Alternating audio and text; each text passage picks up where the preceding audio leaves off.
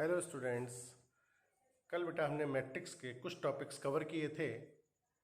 आज उन टॉपिक्स के आगे के टॉपिक्स हम कवर करेंगे।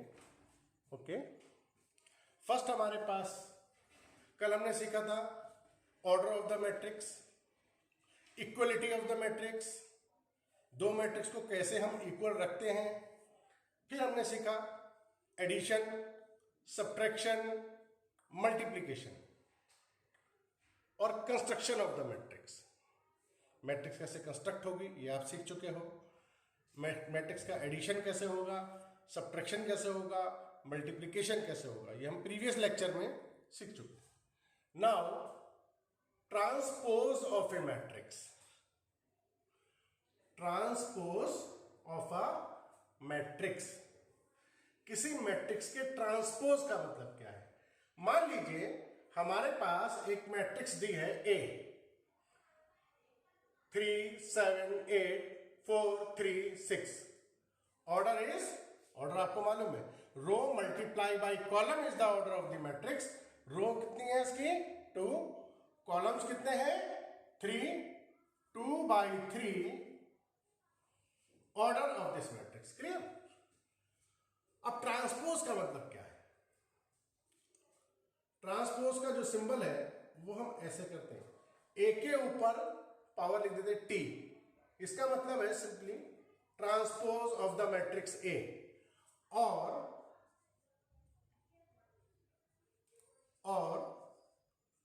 ए डैश, दोनों का मीनिंग सेम है। Some of the books are using the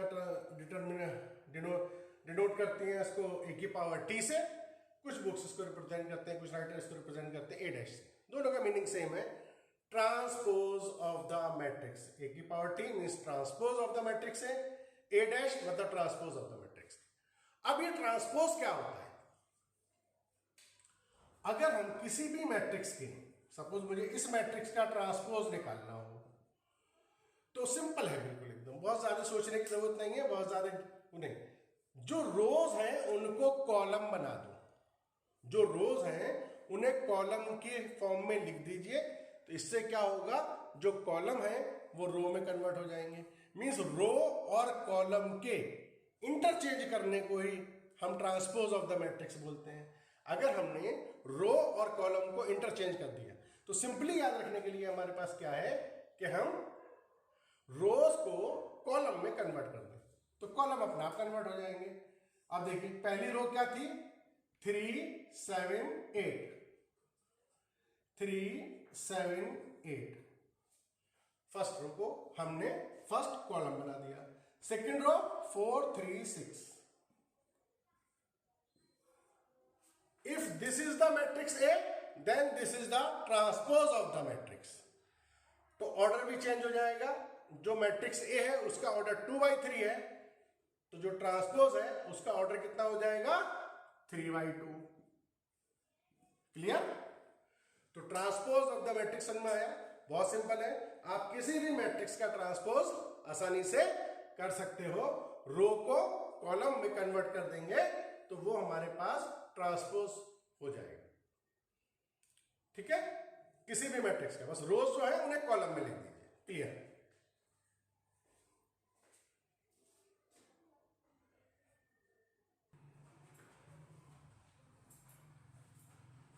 now transpose के बारे में आपने समझ लिया कि अगर हमें कोई मैट्रिक्स गिवन है और हमें उसका ट्रांसपोज निकालना है, मींस ए की पावर टी या बी की पावर टी, तो हमें रो को कॉलम में कन्वर्ट करना है। अब यहां पर एक बहुत अच्छा क्वेश्चन है, अक्सर ऐसा क्वेश्चन एग्जाम में आता है।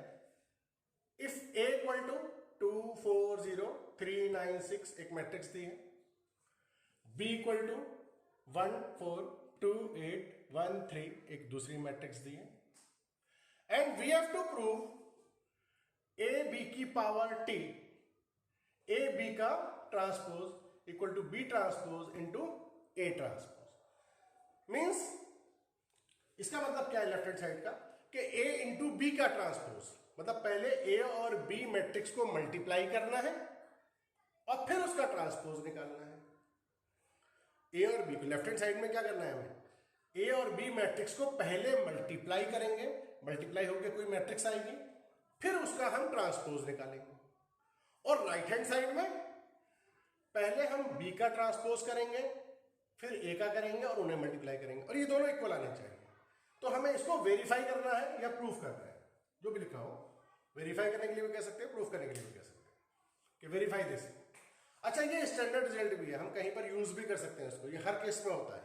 कोई से भी दो मैट्रिक्स का अगर मल्टीप्लीकेशन पॉसिबल है उनका, तो उनका ए बी का transpose equal to B transpose A transpose होता है।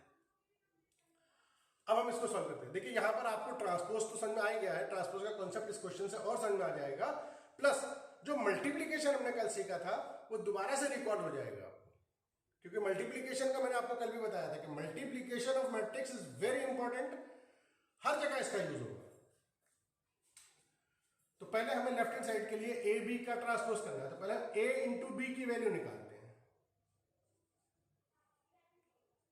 ए का मैट्रिक्स है हमारे पास 2 4 0 3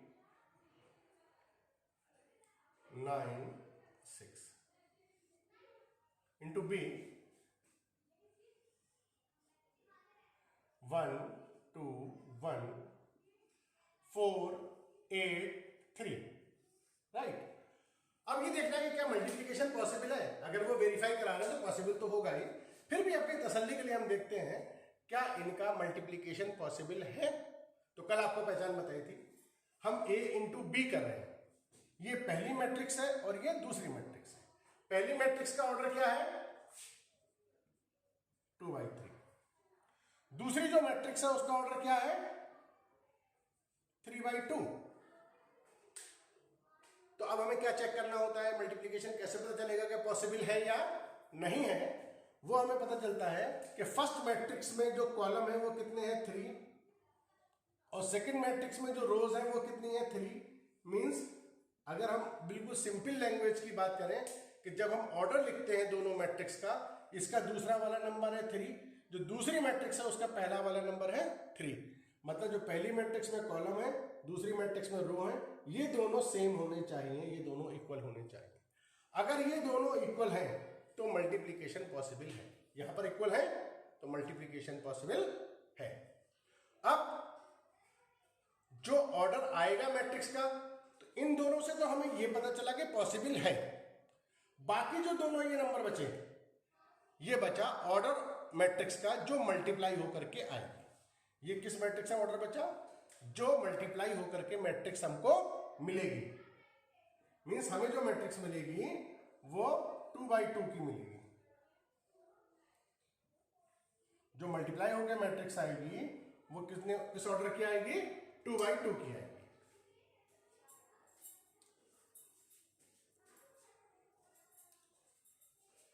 तो यहां पर हमें यहां 4 एलिमेंट्स अब आएंगे मल्टीप्लाई में, तो मल्टीप्लाई का भी कॉन्सेप्ट आपका रिकॉल हो जाएगा। सेम वही देखिए, यहां पर हमें चाहिए first element of the first row, first element of the first row. तो फर्स्ट रो को फर्स्ट कॉलम से मल्टीप्लाई करेंगे, फर्स्ट रो को फर्स्ट कॉलम से मल्टीप्लाई करेंगे। कैसे, 2 को 1 से, मतलब कॉरस्पॉन्डिंग एलिमेंट, 4 को 2 से, 0 को 1 से। 2 इंटू 1 2, 4 इंटू 2 8, 0 इंटू 1 0। ये फर्स्ट रो का फर्स्ट एलिमेंट हमें मिल गया। अब हमें यहां कौन सा चाहिए एलिमेंट, फर्स्ट रो का सेकंड एलिमेंट चाहिए। रो तो वही है, रो नहीं चेंज हुई है, तो जब रो चेंज नहीं हुई है तो यहां भी रो चेंज नहीं करेंगे। फर्स्ट रो का सेकंड एलिमेंट चाहिए, वो सेकंड कॉलम में आता है, इसलिए अब फर्स्ट रो को किससे मल्टीप्लाई करेंगे, सेकंड कॉलम से। 2 को 4 से मल्टीप्लाई करेंगे 8, 4 को 8 से 32, 0 को 3 से 0। क्लियर। Now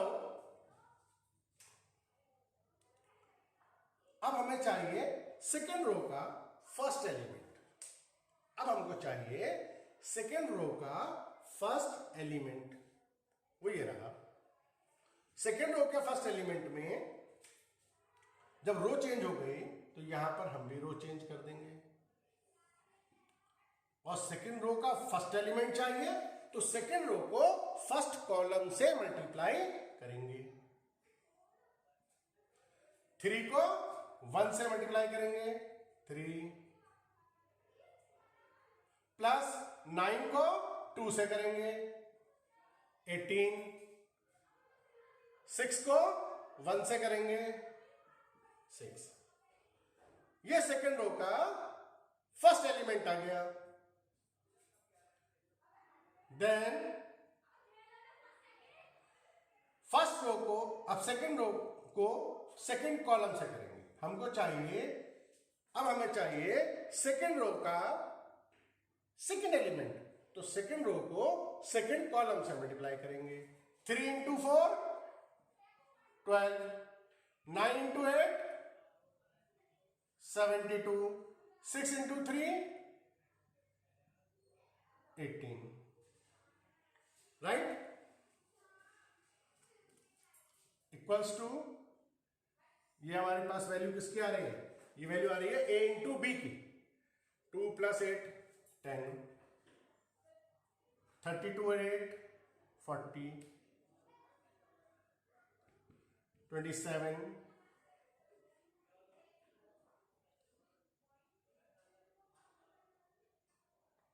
102, right. ये हमारे पास वैल्यू आ गई, ए बी की वैल्यू आ गई 10, 40, 27 एंड 102। क्लियर। तो ए और बी को हमने मल्टीप्लाई कर लिया। अभी हमारा लेफ्ट हैंड साइड कंप्लीट नहीं हुआ है, ठीक है ना। हमारे पास ये जो वैल्यू आई है, ये आई है ए और बी के मल्टीप्लीकेशन की, राइट। ये किसकी वैल्यू आई हमारे पास, ए इंटू बी की। ओके, इतना नोट कर लिए। तो ए इंटू बी की वैल्यू हमारे पास आ गई 10, 40, 27, 102। अब हमें जो प्रूफ करना है उसका लेफ्ट हैंड साइड है ए बी का transpose equal to B transpose A transpose. पहले हम लेफ्ट हैंड साइड लेते हैं LHS, और हमें क्या करना है, ए बी का ट्रांसपोज। मींस जो ए और बी दोनों मैट्रिक्स को मल्टीप्लाई करके जो मैट्रिक्स आई है उसका ट्रांसपोज करना है, मतलब उसकी रोज को कॉलम में लिख देना है। तो रो थी इसकी 10 और 40, तो हो जाएगा 10, 40, 27, 102। तो लेफ्ट हैंड साइड तो हमारे पास जो मल्टीप्लाई होकर के और फिर ट्रांसपोज होकर के मैट्रिक्स आई वो ये आ गई 10, 27, 40 एंड 102। जो लेफ्ट हैंड साइड आया है सॉल्व होकर के, वही हमारा राइट हैंड साइड आ जाना चाहिए, तो वेरीफाई हो जाएगा। तो राइट हैंड साइड में है B transpose into A transpose. तो पहले हम बी ट्रांसपोज की वैल्यू निकालें। बी ट्रांसपोज की वैल्यू, बी मैट्रिक्स ये दे रखी है 1 4 2 8 1 3, इसका ट्रांसपोज करते हैं 1 4 2 8 1 3। ये किसकी वैल्यू आ गई, बी ट्रांसपोज की, राइट। ये किसकी वैल्यू आ गई, बी ट्रांसपोज का। तब जो रोज हैं उनको हमने कॉलम में चेंज कर देना है। और अब ए ट्रांसपोज की वैल्यू निकालते हैं। ए मैट्रिक्स ये रही हमारे पास। फर्स्ट रो की है 2 4 0, तो 2 4 0 3 9 6, ये ए ट्रांसपोज आ गया हमारे पास। तो बी ट्रांसपोज भी आ गया और ए ट्रांसपोज भी आ गया। अब फिर देखिए भाई मल्टीप्लीकेशन जरूरत पड़ेगी। राइट हैंड साइड के लिए हमें B transpose into A transpose करना है। तो बी ट्रांसपोज की वैल्यू निकल गई, ए ट्रांसपोज की निकल गई। अभी देखते हैं मल्टीप्लाई करके। ये सेम आना चाहिए जो लेफ्ट हैंड साइड हमारा आया है उसके।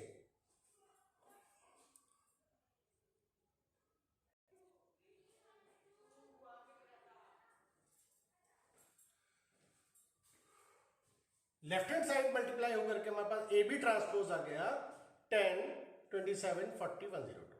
अब राइट हैंड साइड के लिए हमें B transpose into A transpose की वैल्यू निकालनी है। तो बी ट्रांसपोज ये है और ए ट्रांसपोज ये है। इन दोनों मैट्रिक्स में देखिए, अब इसका ऑर्डर कितना है 2/3, इसका ऑर्डर कितना है 3/2, राइट। फिर वही चेक करना है, ये दोनों सेम है मींस मल्टीप्लिकेशन पॉसिबल है, और जो मल्टीप्लाई होकर मैट्रिक्स आएगी उसका ऑर्डर कितना होगा 2/2।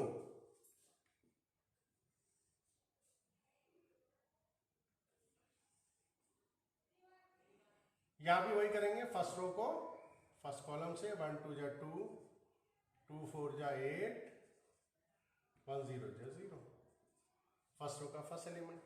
सेकेंड एलिमेंट चाहिए हमको,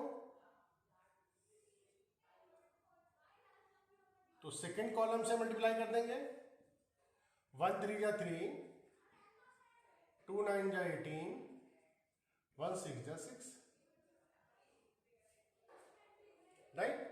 अब सेकेंड रो का फर्स्ट एलिमेंट चाहिए, तो यहां सेकेंड रो को मल्टीप्लाई करेंगे, किससे मल्टीप्लाई करेंगे फर्स्ट कॉलम से,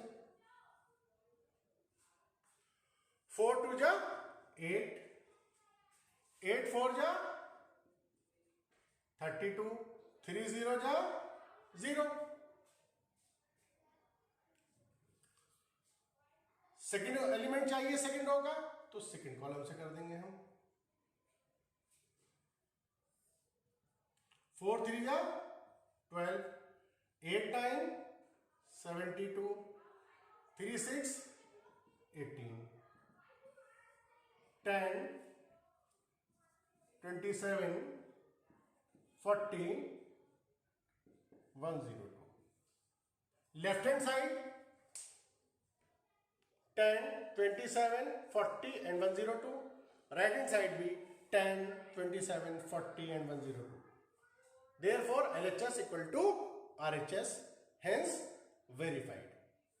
तो ट्रांसपोज आपने सीखा कि what is the transpose of A matrix, और ट्रांसपोज करके वेरिफिकेशन इस तरीके से कराते हैं, और ये क्वेश्चन अक्सर बोर्ड में आया करता है, ठीक है। नोट ऑफ इट, इसको नोट करिए कि ये क्वेश्चन, इस टाइप का क्वेश्चन अक्सर बोर्ड में आता है।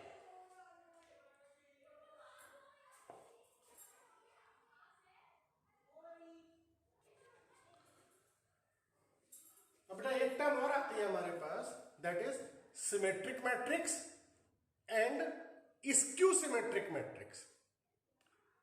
Symmetric matrix and skew symmetric matrix, ये क्या होता है? सिमेट्रिक मैट्रिक्स क्या है, पहले हम सीखते हैं कि व्हाट इज सिमेट्रिक मैट्रिक्स। अगर हमारे पास कोई मैट्रिक्स हो गिवन, और अगर हम उसका ट्रांसपोज कर दें, तो हमें मालूम है कि जब हम किसी मैट्रिक्स का ट्रांसपोज करते हैं तो उसके रो और कॉलम इंटरचेंज हो जाते हैं, तो मैट्रिक्स भी पूरी चेंज हो जाती है, एलिमेंट्स के प्लेसेस भी चेंज हो जाते हैं। लेकिन अगर कोई ऐसी मैट्रिक्स हमारे पास हो कि अगर हम उसका ट्रांसपोज कर दें उसके बाद भी उस पर कोई फर्क ना पड़े, it should be square matrix, उस पर कोई फर्क ना पड़े, तो वो सिमेट्रिक मैट्रिक्स हो। अगर किसी मैट्रिक्स का हम ट्रांसपोज कर दें और उस मैट्रिक्स में कोई फर्क ना पड़े, वही रहे, सेम रहे, तो वो क्या हो गया हमारे पास symmetric matrix. Like for example हमारे पास कोई मैट्रिक्स है ए एच जी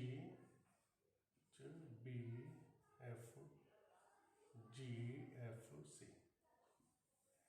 सपोज ये एक मैट्रिक्स है हमारे पास, ये इसके रोज है, ये कॉलम्स है, तो हम इसका ट्रांसपोज करते हैं। हमने आपको क्या बताया, अगर हम किसी भी मैट्रिक्स का जब ट्रांसपोज करते हैं तो पूरी मैट्रिक्स चेंज हो जाती है। लेकिन अगर कोई ऐसी मैट्रिक्स हो कि हम उसका ट्रांसपोज कर दें, उसके बाद भी उस मैट्रिक्स पर कोई फर्क ना पड़े, मैट्रिक्स चेंज ना हो, अनचेंज रहे, तो वो मैट्रिक्स कहलाती है सिमेट्रिक मैट्रिक्स। तो हम इसका ट्रांसपोज करके देखते हैं। फर्स्ट रो क्या है हमारे पास, ए एच जी हमने लिख दिया।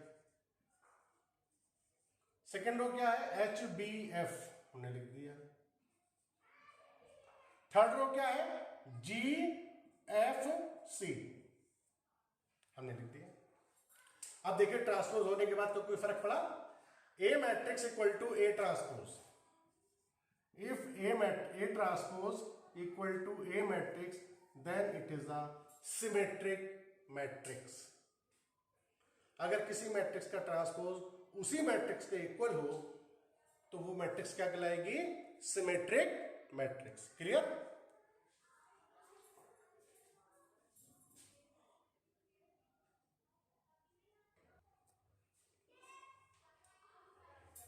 नाउ स्क्यू सिमेट्रिक मैट्रिक्स, अब क्या सीखेंगे हम कि what is skew symmetric matrix.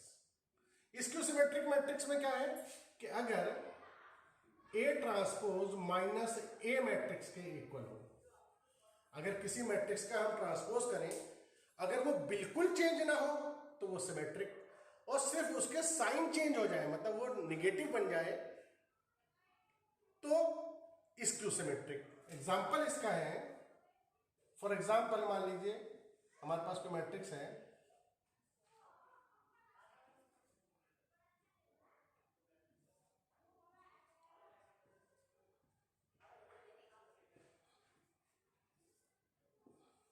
एक चीज हमेशा ध्यान रखिए, स्क्यू सिमेट्रिक का जो डायगोनल होगा वो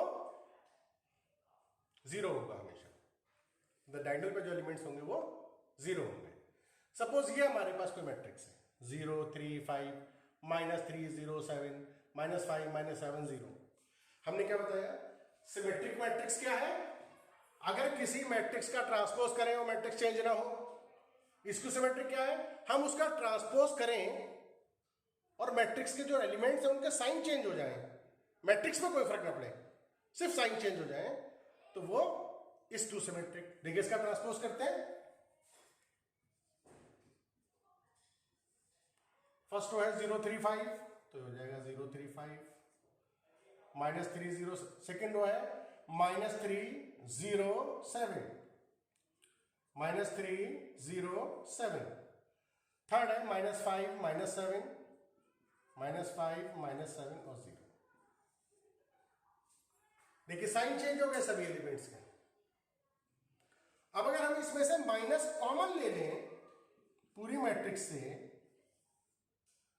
तो हमारे पास क्या बचेगा, 0 यहाँ 3 यहाँ 5, ये -3 0 7 -5, माइनस कॉमन लेने से अंदर के सब साइन चेंज हो जाएंगे। तो जैसे ही हमने माइनस कॉमन लिया, ये वही मैट्रिक्स लौट के आगे जो थी, यानी निगेटिव मैट्रिक्स बन गई है, और मैट्रिक्स में कोई फर्क नहीं पड़ा, सिर्फ साइन चेंज हुए थे, वो हमने माइनस कॉमन ले लिया तो वही मैट्रिक्स बन गई। तो हम इसको क्या लिख सकते हैं, -a। तो अगर किसी मैट्रिक्स का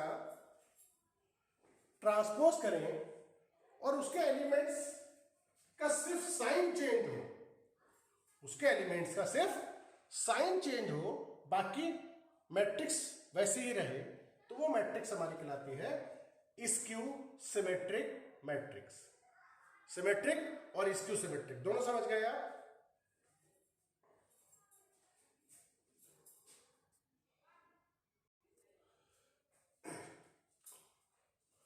this type of question is very important, और ये क्वेश्चन अक्सर एग्जाम में आता है। क्वेश्चन क्या है, एक मैट्रिक्स कोई भी गिवन होगी आपको, मैट्रिक्स है 2 6 8 4 3 2 5 7 4, राइट। क्वेश्चन ये होगा, express this matrix as a sum of two matrix, as a sum of two matrix, one is symmetric, other is skew symmetric। Means अगर हम इसको सिंपल लैंग्वेज में बोले तो क्वेश्चन ये है कि इस मैट्रिक्स को ऐसी दो मैट्रिक्स में ब्रेक करिए, मतलब इस मैट्रिक्स को दो मैट्रिक्स में तोड़ दीजिए, और उन दोनों मैट्रिक्स का जो सम है, जो एडिशन करके आए, वो यही आना चाहिए।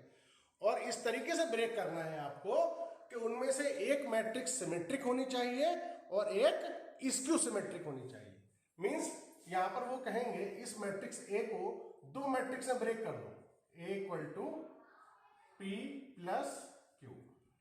दो मैट्रिक्स से ब्रेक कर दीजिए और उन मैट्रिक्स का नाम हमने क्या ले दिया, पी एंड क्यू, जिसमें पी जो है वो सिमेट्रिक होनी चाहिए और क्यू जो है वो स्क्यू सिमेट्रिक होनी चाहिए, राइट। मींस इस मैट्रिक्स को, जो मैट्रिक्स ए हमें गिवन है, इसको दो मैट्रिक्स में ब्रेक करना है। एक मैट्रिक्स का नाम हमने पी कह दिया, दूसरे का क्यू कह दिया, और उन दोनों का जब सम करें तो एडिशन इसके बराबर ही आना चाहिए। और कंडीशन ये भी साथ में है, पी शुड बी सिमेट्रिक और Q should be skew symmetric, मतलब उनमें से एक मैट्रिक्स सिमेट्रिक हो और एक स्क्यू सिमेट्रिक हो और उन दोनों का सम इसके इक्वल हो। 4 मार्क्स में अक्सर एक क्वेश्चन आ जाता है।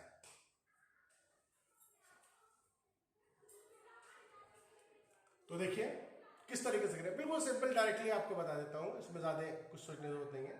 मान लो मुझे सिमेट्रिक मैट्रिक्स निकालनी हो चाहे स्क्यू सिमेट्रिक मैट्रिक्स निकालनी हो, पहले जो भी मैट्रिक्स हमें गिवन है हम इसका ट्रांसपोज कर देंगे। जो मैट्रिक्स गिवन है, ऐसा क्वेश्चन, बहुत सारे क्वेश्चन है, आपको शीट में भी भेजूंगा, तो आप जब करेंगे तो जो भी क्वेश्चन दिया हो, मैट्रिक्स की वैल्यू कुछ भी दे रखी हो, आपको क्या करना है, सीधे सीधे बस जो भी मैट्रिक्स दिए पहले उसका ट्रांसपोज कर लीजिए। फर्स्ट रो 2 6 8, ट्रांसपोज आपको अच्छी तरीके से आ गया है, 4 3 2 5 7 4, राइट। अब हमें इसके लिए मैं आपको डायरेक्ट फॉर्मूला बता देता हूं। हमें पहले चाहिए, मान लीजिए पी मैट्रिक्स, हमको पहले चाहिए पी मैट्रिक्स। इसका डायरेक्ट फॉर्मूला लिख देख लीजिए, कुछ नहीं करना आपको, 1/2 ए प्लस ए ट्रांसपोज, मतलब जो ए मैट्रिक्स है वो और जो ट्रांसपोज होकर मैट्रिक्स आई है वो, दोनों को ऐड कर लीजिए, दोनों को ऐड कर लीजिए और 2 से डिवाइड कर दीजिए। तो जो मैट्रिक्स आपको मिलेगी वो सिमेट्रिक मैट्रिक्स होगी, कंफर्म। जो मैट्रिक्स हमें गिवन है ए, वो और जो ट्रांसपोज होके आई है मैट्रिक्स, वो दोनों को ऐड करिए और 2 से डिवाइड कर दीजिए। तो 1/2 तो ऐसे ही लिखा रहने दीजिए और इनको ऐड कर लीजिए, 2 + 2 4, एडिशन आपको आता है, कॉरस्पॉन्डिंग एलिमेंट हो जाते हैं, 6 + 4 10, 8 + 5 13, 4 + 6 10, 3 + 3 6, 2 + 7 9, 5 + 8 13, 7 + 2 9, 4 + 4 8। ए ट्रांसपोज को ए मैट्रिक्स में हमने ऐड कर दिया, तो ये डिवाइड होकर के हमारे पास आ जाएगा, 2 से हम इसको डिवाइड कर देते हैं,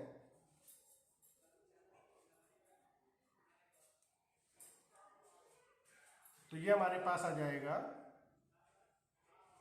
2 को 4 से 4 को 2 से डिवाइड करेंगे, कितना आएगा 2, 2 5 या 10,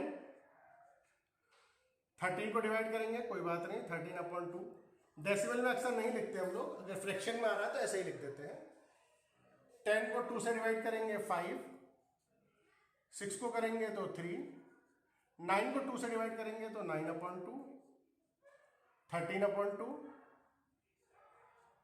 9/2 और 8 को करेंगे तो 4, राइट।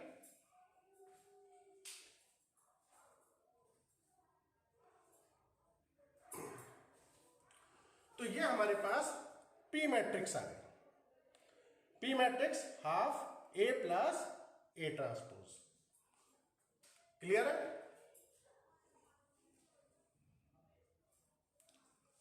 अब देखिए हमें दूसरी मैट्रिक्स चाहिए क्यू, देख लीजिए आप इसको ट्रांसपोज करके देख लीजिए अपनी तसल्ली के लिए, ये एक सिमेट्रिक मैट्रिक्स आई है,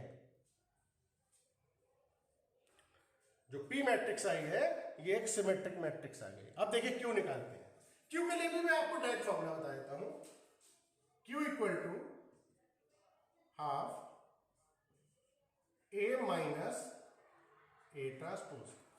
इसमें क्या करना है हमें, जो मैट्रिक्स A है उसमें से ट्रांसपोज वाली मैट्रिक्स को माइनस कर दीजिए और 2 से डिवाइड कर दीजिए।